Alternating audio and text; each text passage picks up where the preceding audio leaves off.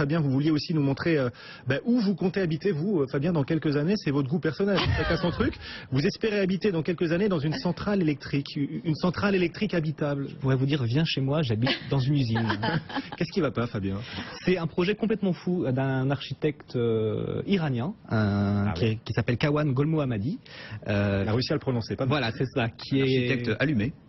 C'est ça, qui est conférencier à l'université du Kurdistan en Iran et qui a imaginé, effectivement, on le voit sur les images, de construire tout un ensemble, un parc immobilier vraiment sur les façades de centrales électriques. 50 étages avec des logements, des commerces, c'est une tour, quoi. Des espaces verts, exactement, des bases de loisirs au sommet, carrément.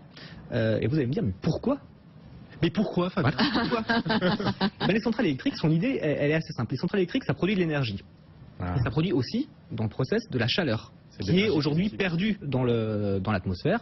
Et l'idée, c'est de récupérer cette chaleur pour le réseau de chauffage urbain qui permettra d'alimenter toute cette petite ville qui pourrait se construire autour des centrales.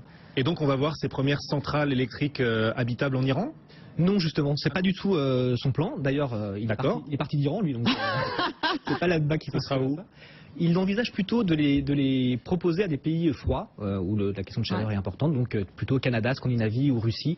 C'est là où il imagine que le marché sera le plus prometteur. Voilà, des centrales électriques habitables, on n'arrête pas le progrès, qui pourraient voir le jour donc dans les pays froids. En Allemagne, ce serait des centrales à charbon habitables plutôt? Justement, il y a un peu ce problème, c'est-à-dire que est-ce que vous avez, vous, envie d'habiter près d'une centrale à charbon, d'une centrale à fioul? Ou en France, une centrale nucléaire habitable? Voilà, ou dans lesquelles il y a aussi effectivement des lignes à haute tension qui arrivent. Voilà. Oui, il faut vivre aussi, il faut accepter de vivre près au milieu des lignes à haute tension, c'est sympa. Merci, on envie votre vie, votre futur lieu d'habitation, Fabien.